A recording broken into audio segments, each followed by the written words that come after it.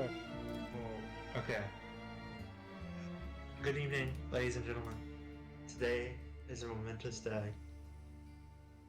The pilot of the remaster, the The reboot of the greatest podcast of all time, Late Nights with Len. You might recognize some familiar voices, like our good friend Dandy Man is back. Say hello, Dandy. Bonjour, it's me, Danny Man. I'm back, better than ever. We also have some new voices on. Loyal, old guard, Late Nights with Len fan, Harold Cornwall. Say hello, Harry. Hello. And the beast from the east. Monsoir. Monsieur Gemma. Monsieur Gemma. Bill Buskus. Hello. It's great to be here with the Late with Lynn show. Yeah, it's gonna be a good show tonight. We're gonna be talking about a lot of different things. We're gonna be talking about some funny things, some serious things, but ultimately, this is a show. As well. I don't know what you just said. So stop interrupting the host. Yeah, I'm the host. So we're gonna be talking about some art, some culture, some media, possibly. Some haute couture. Right. Well, with that, let's get into it. Gentlemen, how's your evenings been? Mine's been quite nice. I woke up at my friend's house this morning about like 12 o'clock after a night out, and I got a bagel for breakfast. And I came home and I've just been sort of like watching a very Secret Service the whole day. Now, the bagel there was a slight reference. To you old Late Nights with Len listeners, you might remember Dandy telling us an anecdote about his South African family members getting Israeli passports. No. And becoming citizens of Israel. This was in the audio. I remember. It's not that. No. Look, what happened is during my dad's national service in the South African Defence Forces, before they became the South African National Defence Forces, very key distinction here. My father used to pretend to be Jewish to get access to the extra Jewish holidays and to have Saturday off. Just ontologically a Jewish thing to do. No white man has ever thought to himself, I need to get more days off work. Yeah, exactly. That's a very Jewish mindset. No, very Jewish mindset. You need to be lazy. You need to have the Montenegrin mindset. You need to take a siesta at exactly 12 o'clock. Sorry, that's Cole. That's very cool. You're wrong. Not You're not going to get it. Not only is it Cole, but... Listen, ever since I turned 17, every job I've applied to, I've specifically referred to myself as a bisexual Jewish Buddhist. And it's worked wonders. You are those things. More than it's got you into. I'm not Jewish. Yes, you are. But anyway. Point after pretending for so long with your father pretending as well. I know, like you might as well have converted. This is all besides the point. Let's talk about some other pressing topics, somewhat related topics. The history of the religions in the Middle East. The history of the Middle. That's a really great topic. We had a pre-show chat yesterday about this, and we kind of came up with some really interesting things. Saul especially had, because Saul, you've been to Jerusalem before, haven't you? I have been to Jerusalem. Yeah. I've also spoken to a lot of first-hand members of some of these religions, and they all have very, very low IQs, so it's very interesting. One of the most interesting things I think about, not interesting, but I don't know, yeah, probably is interesting about Muslim is Islam, is that you become a Muslim by just saying you're a Muslim, don't you? The Shahada. Yeah, the Shahada, because they believe in revert, don't they? They believe that everyone's born a Muslim. And all you have to do is like say it out loud, I suppose. Yeah, that's why they were so reverted. I never quite. It took me a while to get that actually. That explains those accounts you shared earlier today, the Instagram accounts of the white reverts. Well, it's hard to discuss things for the concept of reversion. Like, I can sort of see the argument in that, like, I don't believe that babies are born and fucking get on their knees and pray towards Mecca, but No. if you look at like a lot of different cultures, like Muslims have this concept of the Abi Ummah, which is the father of the Ummah, but it's like they call him the primordial prophet, which is sort of like this theory of original monotheism in all the nations of Earth. And kind of look at different religions, you can see this seed of monotheism. Like you look at Egypt, ancient Egypt. You know, supposedly. Akhenaten is Well, so yeah, fascinating. we were talking about Akhenaten. Is it? Yeah, Right, yesterday. Because I was just basically I had this Wikipedia app and I was just reading them off. But yeah, what is Akhenaten? Is this the solar god, isn't he, of Egypt? That some specifics. He was a pharaoh, and he from from his father, who basically believed in the same kind of like classic pantheon of ancient Egyptian gods. But at some point during his reign, he got rid of all of them and replaced them with just worshipping sun god, Aten, which is a fairly minor god up until then. And then afterward, most of the monuments have been destroyed, and he was referred to by one prophets as future pharaohs as. Did you remember what he was referred to by the pharaohs? No, anyone? Is this a rhetorical question? No. I don't remember.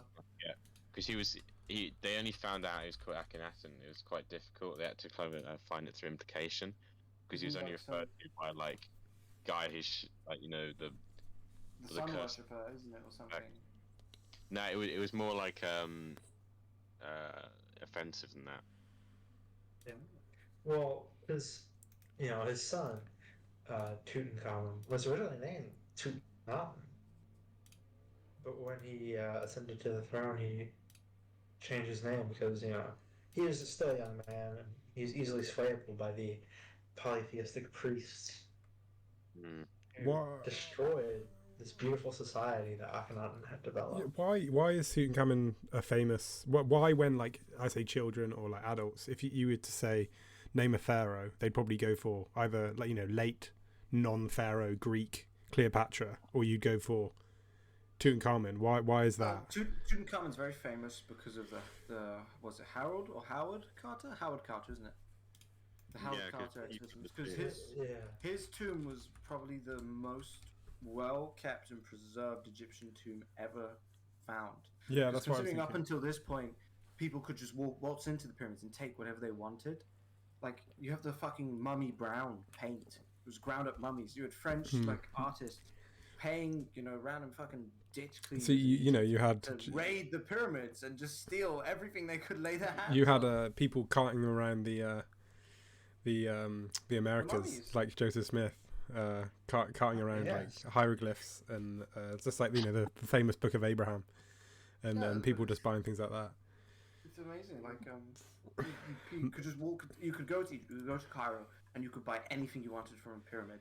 Because people just go and take them. There was no control. It's a mummy, a mummy tincture, Yeah, exactly. Fertility rituals.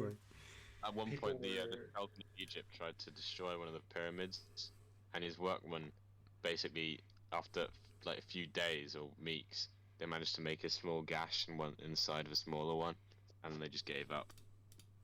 But so Tutankhamun's really famous because of the Howard Carter expedition, which was kind of like, whoa, this is the first ever completely sealed tomb. And then they all died of that mysterious curse, didn't they? Yeah, they all got. But I suppose it was a curse, but didn't they just get blood? Or it was just like one of them just cut themselves in the bath and then didn't get it treated, or something. Yeah, it's a bit peculiar, but they all died in mysterious circumstances. Which makes it, adds to the mythology. The unsealed tomb, they break the seal, they die. And then there was that movie with Brendan Fraser. Brendan Fraser sort of revived Egyptology. I know it got me into Egyptology, and I went as a kid to was it O2 Arena? They had this really cool Tutankhamun exhibition. Why'd you say it like that? Well, Tutankhamun. That's like how that's how. It sound like he's Korean or something. Well, that's how I remember it. Look, instead of it's like how how does like Muslims was. All right, shut up, Harry. How does a pharaoh knock on a door? He toots and come in. Also, I like how the first Google result for Atom is not the religion, but actually Yu-Gi-Oh. Well, which is a rediscovery of optimism. So true. Yeah. But I think it's fun. Well, all right. Late Nights with Len. You go. Len. I am Len. Speaking on this topic about Islam and things and reverts, right? What? Let Lynn have his piece. Good Lord. Yeah, what were you? Okay, go on. Well, I thought it was funny the way, and that's just actually going to lead into that topic. So if you have let me speak on. Look, we'll just get the last 10 seconds out in post. Don't worry. Stop interrupting the host. So the way that Danny said Tutankhamun sort of reminds me of this funny way that like Muslims will always overpronounce their Arab words. You know, they'll say Quran or like Allah, or you know, like they don't say Allahu Akbar. Right, like they'll always like they get really into it when they're just saying these simple Arab words. Because some languages have like a more theatrical, like dramatic language, or rather pronunciation guide. Like quite famously, the way the Japanese pronounce words in anime is actually kind of based on some old theatrical way of pronouncing words. And if you go to Japan, no one sounds like anime because it's based on like really old theater. They do all sound like anime. Anime is real in Japan. That is true, but at the same time, it isn't. Anime is real, and they are all, in fact, 2D. They don't want you to know this. Oh, what was I going to say? Oh, another interesting thing about Tutankhamun. Actually, I was going to say this as well. If you're like a Muslim and you've just taken over Egypt, you know, you're one of the Saracens or whoever it was before the Saracens. The Mamelukes? Was the Mamelukes afterwards? Yeah, well, the Mamelukes were after. Anyway, so you're, you know, like a Muslim iconoclast. Why don't you destroy the pyramids? Why do you let the pyramids stay? Oh, well, here's what they did. So, That's what and they did mentioned this it. with, right, they did this with other pre-Islamic sites, but they'll just, like, take the site and they'll be like, you know what? Actually, a prophet built that. The prophet Enoch, or what do they call him in Islam? Enoch al-Akbar. Jibril, maybe. Iblis. Jibril. No. It's something. Not Enoch, though, but it was Enoch, the prophet Enoch. They say that he built the pyramids when he was flying around space with the power of Allah. And, you know, that's why they're so perfect and they're so geometric. And only with a prophet could you build something that perfect. And they said the same thing with the Kaaba in Mecca. But one of the sultans of Egypt in about 1200 did actually order one of the pyramids to be destroyed, and then they took 8 months. They had workmen on it for 8 months, and all they managed to do was pretty much a small gash on the side of one of the smaller pyramids. So it wasn't like, you know, some of that stuff was retrospective, but some of them actually did destroy it, but they were just too organized and incompetent to actually make any headway. Very peculiar, because they're normally quite good at destroying things. Yeah, they're very iconoclastic people. Well, that's before Europeans invented Semtex and explosives. But like what they did, like what they've done in Syria with they've had these like recorded kind of like play set parts where they've just destroyed, you know, old Syrian or whatever area that is. Assyrian. Yeah, Assyrian like temples and things like that. But they've had it as like, you know, professionally filmed, like 4K cameras.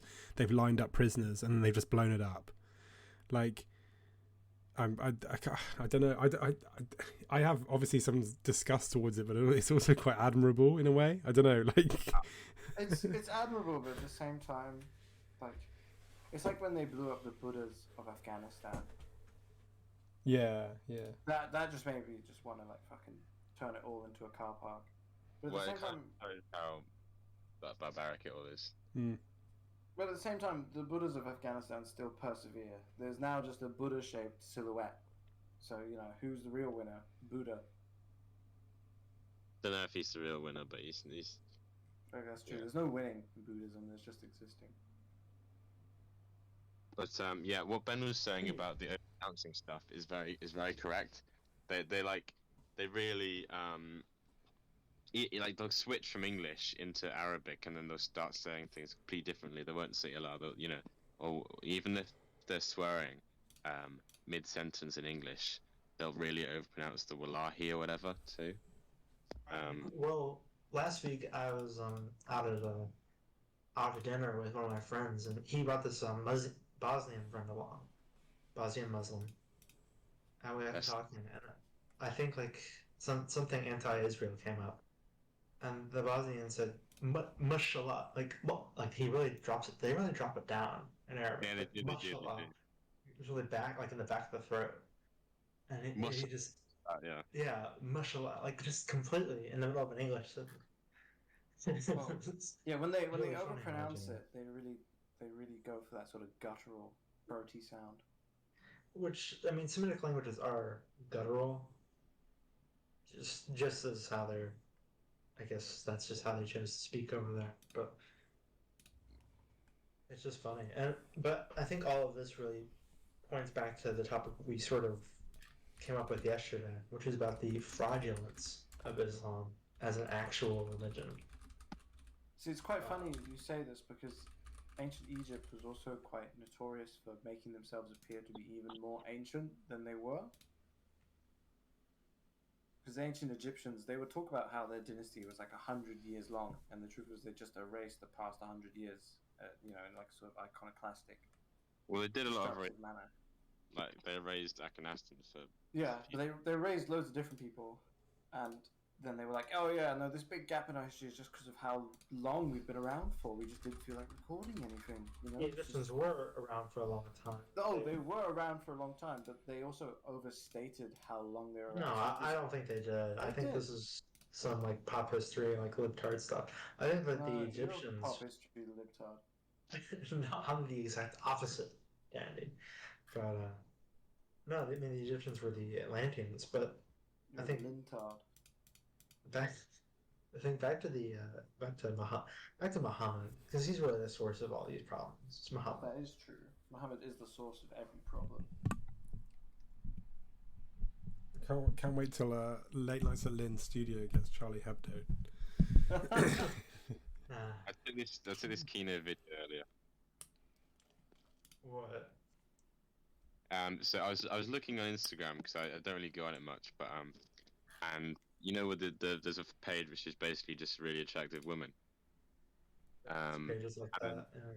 One of them was like one of those kind of attractive women or whatever, but for some reason, you know, she's white as the driven snow, but she's wearing like one of these hijabs.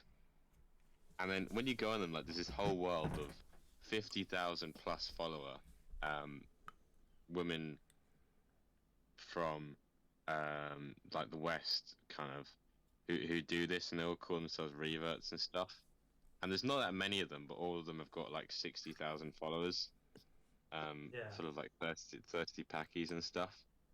And it's part of the thing. It's like there's different ways to like farm attention on the internet, and this is one of the easiest ways to farm the absolute lowest common denominator on earth of attention for a woman, if you really were gonna like debase yourself that much. But a lot of it, I think, is from having like boyfriends or like a husband who's Muslim, basically. Jamie, can you put that in the Late Nights at Lynn's text channel? Yeah. I found this one quite funny as well. Where is it? Yeah, this one's quite funny. Her dad was giving a hover hand. That's weird. That's weird. Yeah. So have you put it in the Late Nights with Lynn channel? Yeah, here we go. He's dropping the ball. No, put it in Playmates. The files are too powerful. I put it in Playmates. Playmates doesn't exist. This is only Late Nights with Lynn. Playdates with Lynn. Yeah, the files. How big is the file here? So, Harry, what have you been reading recently? I've been reading a lot of like old travel memoirs. So I've been going through Paul Theroux's The Great Railway Bazaar, where he takes like a train across all of Asia. But it was written in the 70s. So, you know, you go on Goodreads and then they're always like, oh, you know, he has really backwards opinions and has generalizing, sweeping statements about how all these people just stink and things like that, and how pitiful these people are. But it's just I think it's honest, like that it's like honest travel writing, which you know, no one else has done it before. They might say, people, you know, modern people now might say that, oh yeah, you read it and you just think, oh, why was he saying this about these people? But it was probably truthful that you know, Indian people, they still do. I mean, the people on the Indian subcontinent were just like, you know, they lived to beg. They were beggars, you know, and Right. Like Michael Portillo, but for India. yeah, basic. Well, Michael Portillo went to it. Have you watched the Michael Portillo Indian documentaries? They're pretty good. No, I've only He seen. kind of has this. It's kind of similar, but Michael Portillo is a bit too. Sorry, what was the name His of this one's a book? little bit modern. So it's called Paul Theroux's The Great Railway Bazaar. And that Goodreads stuff is so smart. yeah, it's just like the comments people have about it is just like his opinions are so backwards, but it's like that's probably exactly what it's like, you know. To travel through That's Asia, right. you're going to get like poor people who are, you know, really poor and selfish compared to kind of what we have over here. I mean, I don't know, I suppose you do have the same, but it's you know, Benefits, a lot of scroungers. poverty. There'll be some like Indian equivalent traveling through, I don't know, a council estate in Brixton. Like, wow, these people live to beg. You know, they just think he has all the way through. He just complains about, you know, he complains about the train. He complains that he has to give bribes to everyone. He complains that he's called, you know, Bakesh and like slurs in Indian, but it's like it's what you would complain about, and he comes across these like really interesting characters who every character he comes across or person he comes across, he never is like kind of nice to them. He's always just like he's that's like Louis Theroux kind of has that objectiveness. Paul Theroux has that even more bluntness and the like direct approach of, you know, I want to hear your life story, but that's really it. I'm using you to hear your life story because you are entertaining me at this moment. It's in that way, it's kind of like really English. Like he always sees himself above the people that he talks to, even if they're like, I think he meets like a famous Iranian writer at one point. He still kind of considers himself above, which is it's really interesting to read. And he also, one of the best parts is when he goes through Vietnam. And he goes through Vietnam in '73, so the war's still on, but he gets he gets all these like individual experiences, and he kind of like feels for the Vietnamese people because, you know, they're getting shelled to shit, and all the Vietnamese, like all the Americans at the moment at that time, and the high level Vietnamese were thinking about how they're gonna, while the war's still on, they're gonna turn it into a tourist attraction and say that we have the best beaches in the world, while people are getting like shelled and bombed and chemical burns and things like that. And he always talks about the trains, and he never talks really in detail about the landmarks that he goes to, unless it's like part of the plot. Like a lot of it is just him being like, he wanders around the streets until he finds like one of those old British Raj establishments where like an Indian still runs it, and it's like full of shit and like pool tables, but he still kind of gets that feel out of it. It's just, yeah, it's really good. It's a funny book as well.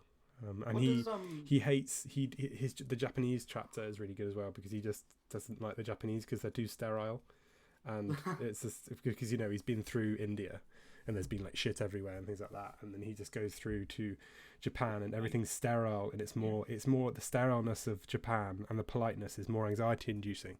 But then he talks about the Japanese underbelly, where the Japanese underbelly at the time, because they were, I suppose the Japanese at that time, even in the 70s, they were still going through that trauma of the war, and also that like the kind of like cultural trauma.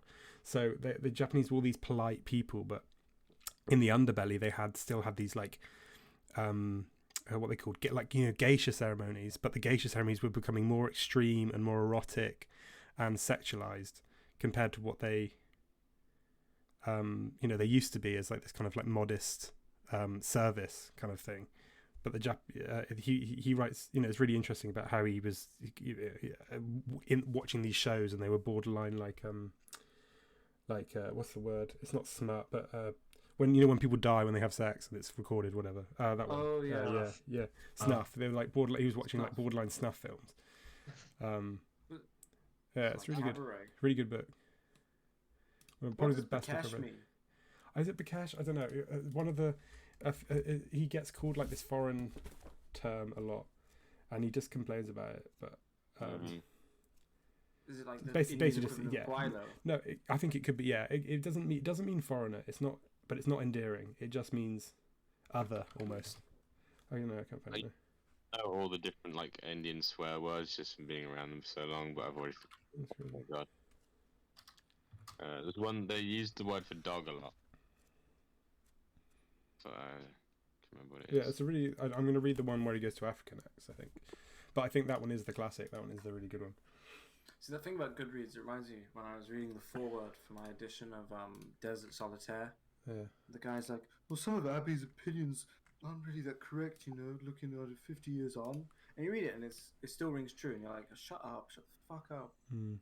Fucking idiot. It's like... And he's talking about, like, wow, these Native Americans, like, what is the point in giving them a super mega highway? It's going to ruin their lives.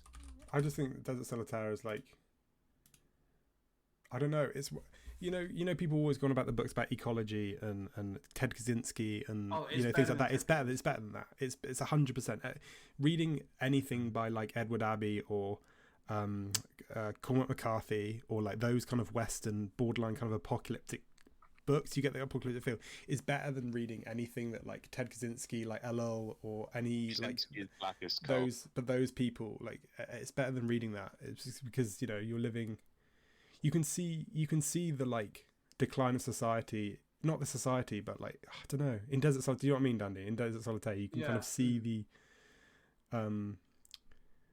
because like I think Danny has spoken about, we've spoken this before. Like just with the Grand Wayward Bazaar, that world doesn't live. It doesn't exist anymore, and it will never exist anymore. And even when he was writing that book, the world that he wanted didn't exist. So what he was just. He had his own like odyssey in Utah, which is that's what's so beautiful. Like you have all these sort of, you have this odyssey throughout the ages. Like for instance, an author I think me and Harry need to talk about, Arthur de Gobineau, the Count. Danny, man, are you familiar with the writings of de Gobineau? No, I'm not, honestly. Really? Do you at least know what it is? Reading. No, I don't. Wow. I hope you gave us like a written itinerary so I could Google everything 5 minutes before you said it. Well, okay. I don't need to be so prissy while we're recording. But... Yeah, come on, let's not have that. Let's not show the audience that side of you, We want to, we can edit in that post. Anyway, No, but go on about the Gobineau. Mr. Von Haller. I actually haven't read any Haller. I need to, but... I don't really want to because it's difficult to actually learn because nothing he's written is in English, it's all in German, and the only source in English to actually read about it is the legitimate himself. Yeah, if you want to go on his Legitimus blog and like read through that, you're invited to. I don't trust some of these book translator people. I think there's a good chance they could just be making something up and be like, no, this was written by a famous German philosopher. Well, no, some of it is machine translated, but yeah, and the problem that I have with the Mystery Grove and all of those kind of characters, they're a great grift, but what they do is literally they just take books that are in the public domain and then put them through the Amazon printing service. Yeah. There's nothing. I don't think there's anything admirable about it, really. Like it was it's a good nice grift for though. Peter Kemp because an original copy, like Peter Kemp's books, were only printed once. And if you want an original copy, it's like several, hundreds of pounds. The PDFs aren't like floating around either. But it's a poor grift because he was like, oh yeah, no, Peter Kemp's original book included all these maps, and we didn't, to keep printing costs low. And what printing costs? You're getting them self-published by Amazon. Yeah, there is no printing costs involved. They get them. Yeah, you could have had the maps in there. You just didn't know how to format them properly. Yeah, that's true. Well, when the Late Nights with Lynn publishing company arrives, soon. Soon, yes. The media enterprise that is Late Nights with Lynn. All the sorted works of Liam Murphy. No, we need like a Liam poetry, which is just like 23 pages long, and it's like one of those zines that you put together. You get it printed to you, and you have to make it yourself, and it's just got like it gets faxed to you. Yeah. I could imagine the sorrows of young Liam Buskus as like a sort of a novel published in serial, and you have to put it together yourself. Yeah. Yeah, with the first edition, we ship you out a binder, and then you have to like. It's like a do-it-yourself thing. Yeah. We can make it one of those adventure ones. So you can like go to page 20 or whatever. Choose your own Liam Murphy adventure. Yeah. Which ego do you DM? I think we're making this too. Well, I'm just thinking about Edward Abbey again. Like, I don't get the negative reviews. Like, I genuinely do not get the negative reviews because the negative reviews are people who saw him say the word Negro and be like, well, but it's not even. It's also like when he basically straight up says that like national parks shouldn't be accessible to cars, and he said then they say that they don't even say it's ableist because ableist probably didn't exist as a term back when it was being reviewed in like 2007, but they just say that it's unfair that people can never see these monuments. But it's just like, does that mean it's unfair that a disabled person can't go to the top of a mountain when these kind of like natural formations are. Well, they're in a way. I'd say they're sacred, aren't they? Like the. Yeah, they are. No. Yeah. See, I think if anything, it makes it more important if the disabled person does actually make it. Like you get all this shit like, oh, I have 3 arms and 1 leg, and I climbed to the top of Everest. And then you look at the photos of them going to Everest, and they have a Sherpa just carrying them the whole way. It's like, what's the fucking point? You might as well just look at the photo. They've basically just been airlifted up there and Desert Solitaire by Edward Abbey. So right at the end of the novel, he goes on this very long run about how there shouldn't be wheelchair ramps in any national park. He's probably like the world's first ever ableist. You know, it's quite funny. But he goes on this long tirade, and it's really funny, and it's really good. And it just is like, yeah, you know what? This stuff should be hard to get to, because that's what makes it valuable. It's out of the way, these cairns and the arches, and there's that one story where he and his friend, they raft through this river network, which is about to be completely flooded to be turned into a reservoir. And it's so sad because they're having an amazing time and they're seeing all sorts of stuff no one has ever seen except this one expedition. They were literally the first ever people to go down this river network since the late 1800s, I think. That chapter is marvelous when he's just talking about not the experience that he had, but the experiences that the people had before him. And he's talking about these people are true adventurers in the strictest sense of the term, that basically he isn't even an adventurer. These people are the ones that made it down the reservoir the first time with 12 days, no food, no water. He's just following. He's just making the pass. And I think it made me think about that there probably still are places that are undiscovered. I think in America, I don't know about you, Lynn, what do you think? Do you think there are places still that have not been seen by man? Well, I don't know. I think there are definitely places that, maybe in Montana or Alaska or something, yes. But I think what's more important is that there are places that have been seen, but they haven't been seen in a very long time. Yeah. Like in the backwoods of Kentucky, you have no idea what you could really find. You could find a moonshiner's still, or you could find maybe an old Civil War dugout, or something. What was the full title of that book for the viewers at home? Desert Solitaire by Edward Abbey. I'll put it in the show notes. I've got a little notepad up that I'm gonna put, or whoever will put it in the show notes. It got republished recently. What did it get? It got republished recently. Yeah, it did. I didn't really like the forward. No, the forward fucking sucks. The only good thing about the forward is just like a content warning, which is annoying. Like the only good thing about the forward is when he references the English like ecologist who talks about sheep wrecking. Like the first page of the forward is good, and then he just devolves into, I can't believe Edward Addy said Negro. What the hell?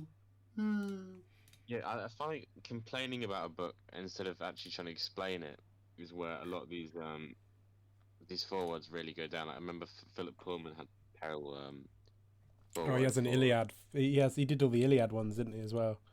Yeah, Philip Pullman did, yeah.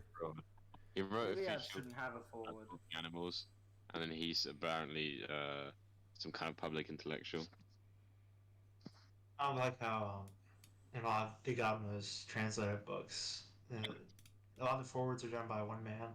Oscar Levy is his name, and he was like a Whiggish, like liberal Jew during the late 1800s in Britain, and he's sort of explaining the Gobineau in the context of a liberal at the time. It's kind of annoying. It's like, okay, you know. By Levi. Levi, it's the same name. Oh, well, that's right. I wasn't talking about your pronunciation. Levi's, all of his papers got put in, now collected in the Nietzsche house in Switzerland. So if you're gonna reference urban Maoism like that, could you give context as to who you're talking about? We're on a podcast. Levi, yeah. His name isn't Levi. Oh, sorry. Yes, it is. Levi Root. Levi Root. Can we cut out the ad hominems as well, please, in post? Yeah,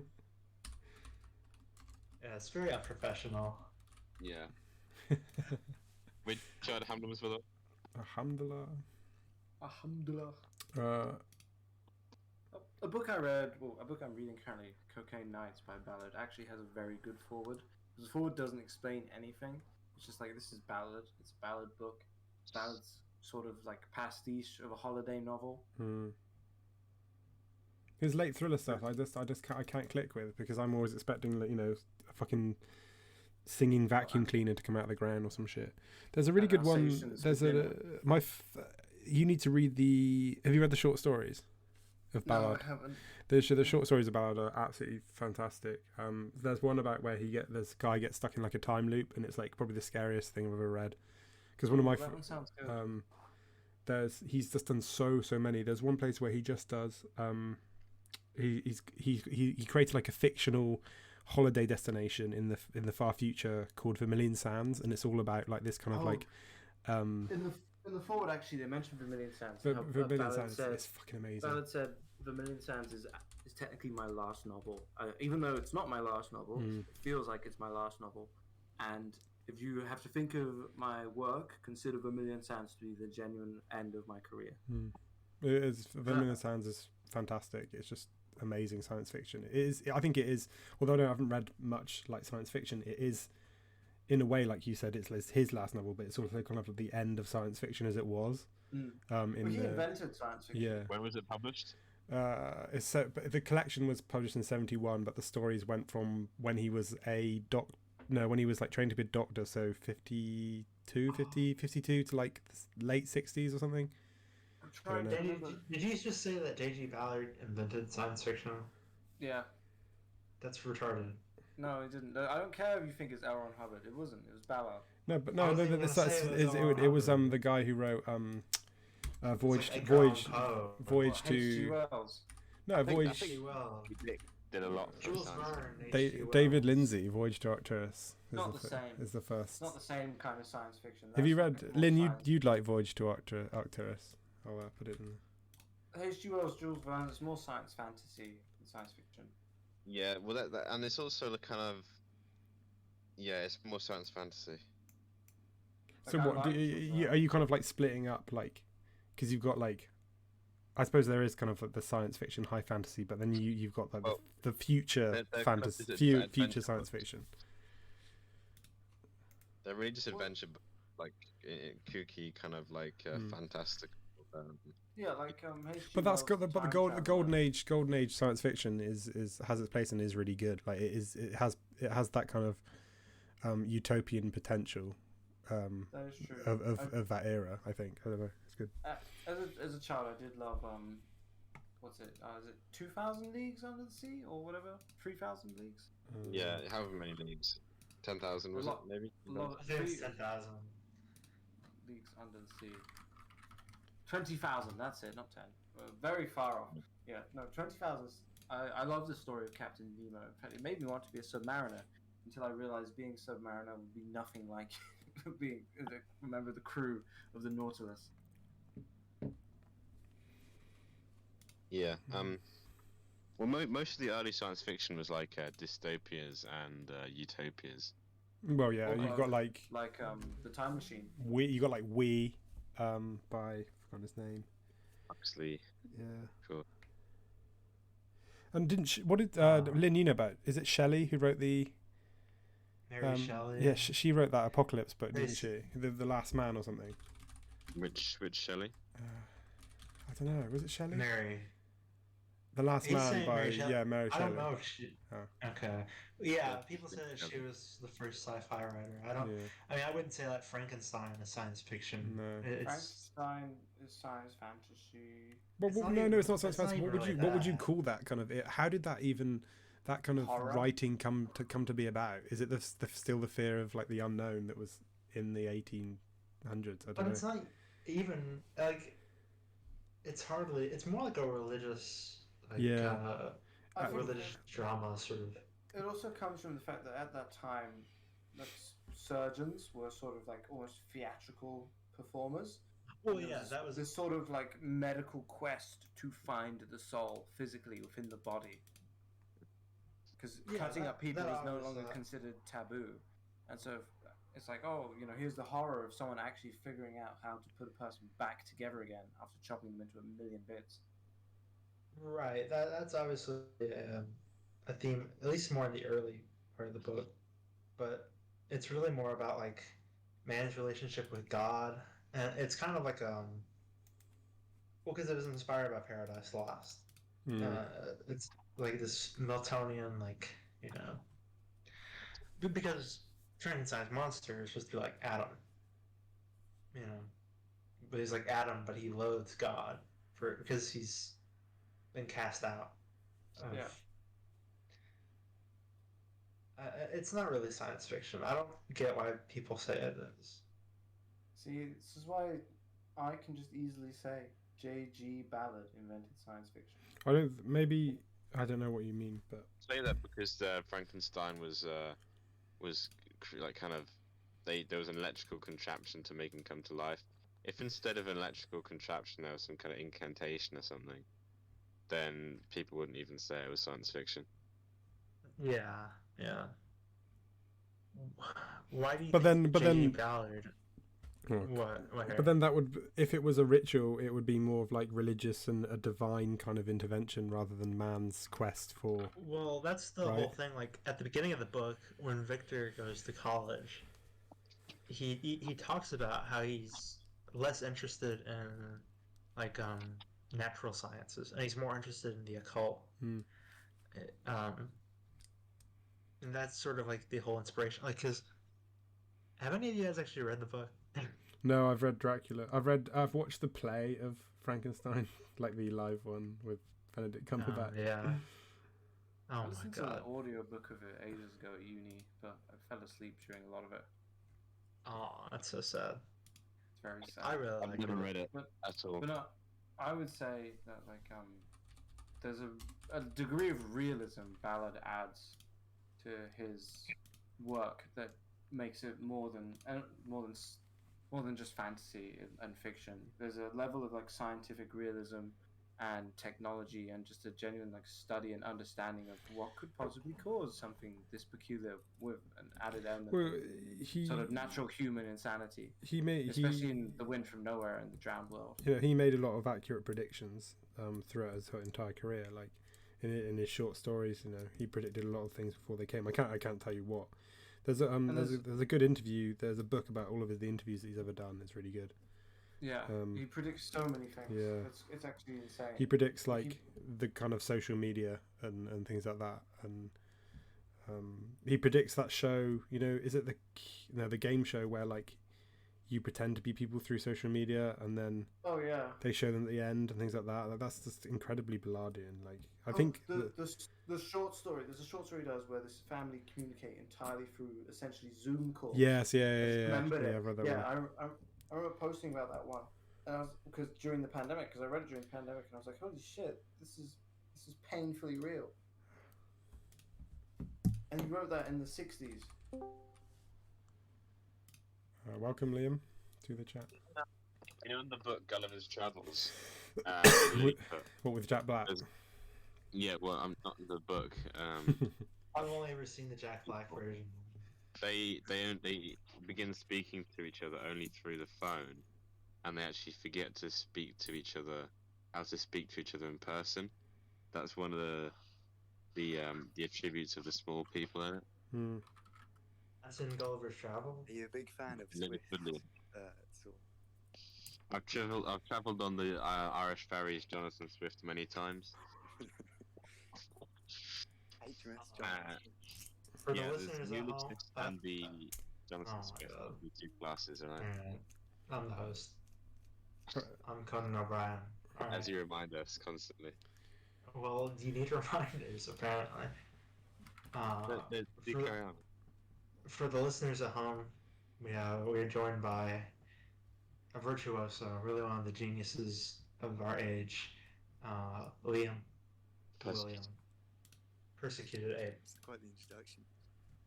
I need to turn him up. If you our keen listeners might have heard aforementioned statements about the sorrows of young Liam Buscus. This is in fact the Liam Buscus himself in question. So My heart overbrims with sorrow. My world is just one large waterfall of sorrow. So true. For those of you wondering, the J.G. Ballard short story I was referencing is the intensive care unit. Yeah, that's it. It's so good. It's amazing. And the ending is just fantastic. Because this guy has had an entire family through only Zoom calls, and he's raised them. Well, I say Zoom calls through some form of video conferencing, and he's raised them entirely through video conferencing. And then he thinks, I'm going to do the unthinkable. I'm going to arrange for us all to meet each other in person. And then it takes a very Ballardian turn as what happens when they finally see each other. What's the turn? Listen, I never would have guessed that. All right, well, at least by J.G. Ballard would be possibly described as Ballardian. What's the name of the short story in that case? I just said it out loud. Intensive care unit. Calm down. This is also for our listeners at home. Like, calm down. Saul is a listener. Saul, he's not a very good one. We're going out with it, man. We have almost gone an hour, which traditional late nights is Lynn. It's about an hour long. Did you know Nina Power? Just type in chat then. Just type it in chat if you can. Yes, I know Nina Power. Nina Power is doing a course on Ivan Illich. Ooh. With Justin Murphy again. I don't like Justin Murphy. What's his deal again? I can't remember. Justin Murphy is the guy that he's now into like Web3 and he's like a crypto bro. He wrote Base to Lose. Oh no. Yeah, that guy. No. Not a fan.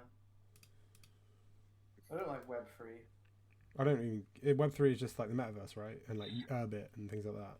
Yeah, but like Urbit's taking a weird turn. It looks like a fucking Apple thing now. I'm not a fan. I don't think that Web3. I don't think Web3 will make any more significant progress. Well, obviously, maybe the crypto shit, maybe, but I'm talking about like the metaverse and things like that. That's the big thing. That's not going to be the next big thing because people aren't. I don't think people are happy enough to just stick a. I've got all my money in. Unless AR becomes real. Understand technology. Like, unless augmented reality comes real, I don't think people want to put headsets on their head and do shit like that. I think that's too science fiction-y. People like talk about like, oh, I went to the club in the metaverse.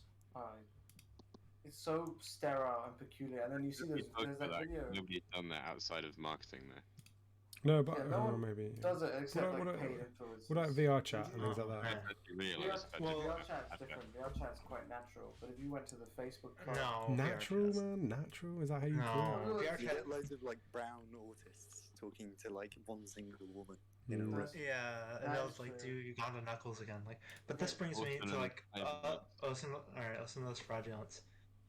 My ethics professor had us watch an episode of Black Mirror, the critically acclaimed Netflix series Black Mirror, to discuss.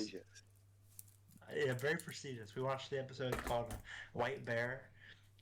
You guys probably don't recognize the episodes by their name. Yeah, I do. It's a pedophile one. Yeah, it's a pedophile one. That's a good one.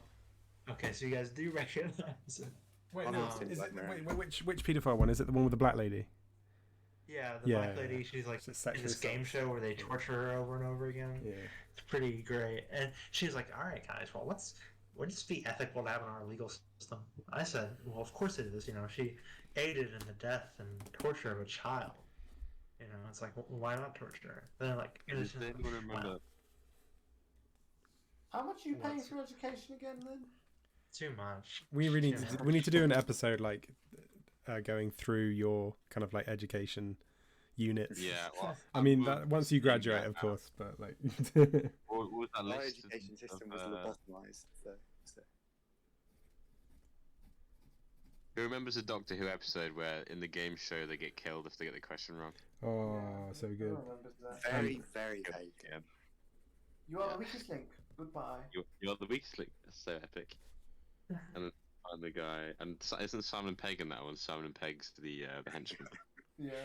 Simon Pegg, what a man. That one, like, you know, that's one for the Harold Bukes cast, perhaps. I think we should have an actual episode of this podcast where it is a Harold Bukes cast, but Bukes has to listen to me for hours on end. Yeah, no. Bukes and I did an amazing episode on the like politics of Toy Story 1 and 2. It was really good, but he didn't want me to record it. Well, Bukes does not like being recorded. He doesn't like being recorded. Bukes is very particular about certain things.